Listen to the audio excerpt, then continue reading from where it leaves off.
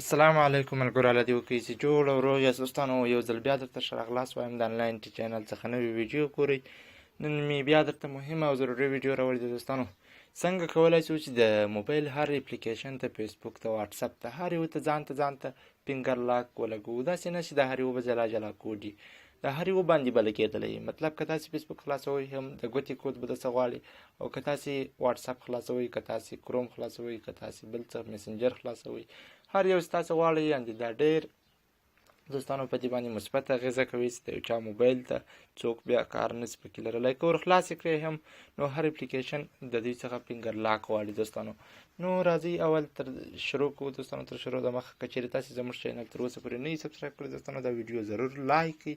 ورسره خوا کې دغه د سبسکرایب بټن د دوستانو دغه هم ووهئ.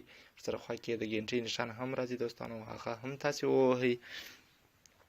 دا د ګنټۍ نښان چې مو کله ووهو دوستانو، نو تاسې ته به هره ورځ زموږ په زړه پورې ویډیوګانې رسېږي.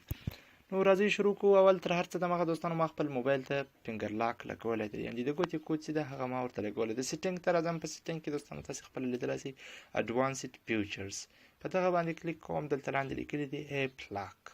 کله چې په ایپ لاک باندې ما کلیک وکړو، دغه په اول سر کې دا اپلیکیشن د اپشنز ته دا اپ ته دا ان کوم. کله زه دا ان کوم دوی راته وایي وایي په کوم یو باندې غواړئ، زه ورته وایم چې فینګر پرنټ باندې غواړم.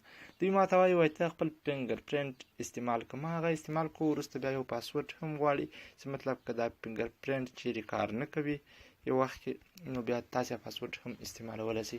نو دا د دوستانو پاسورډ مې ورکړ، بیا مې ورکړ، ورته کنفرم مې کړئ دوستانو.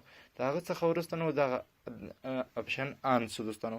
اوس تاسې لیدلی شئ دلته زموږ خپل اپلیکیشنان چې دي هغه ټول دي دوستانو. اوس زه دا فیسبوک خلاصوم، مثلا تاسې ورته وګورئ دوستانو. انسټاګرام خلاصوم دوستانو، میسنجر خلاصوم، او هم ورسره خوا کې دوستانو تاسې خپله لیدلی شئ واتساپ خلاصوم، یوټیوب خلاصوم، یوټیوب سټوډیو خلاصوم. مطلب دلته تاسې هر یو خلاصولی شئ. اوس راځم هغه اپلیکیشنان ګورم دوستانو. دا زه فیسبوک باندې کلیک کوم. کله په فیسبوک باندې کلیک کوم دوی ما ته وایي فینګر لاک. چې ما فینګر لاک ورته خلاص کړ دی هم خلاصېږي. واتساپ خلاصوم. کله چې واتساپ خلاصوم دی راته وایي چې فینګر لاک.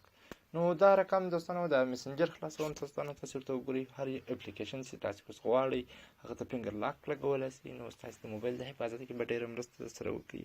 نو دوستانو کوم چیرې دا ویډیو خوښ شوي ضروري لایک کړئ، او د کومه پوښتنه لرئ دوستانو کمنټ کې ولیکئ. د خپل ملګرو سره شیر کړئ. د الله په امان.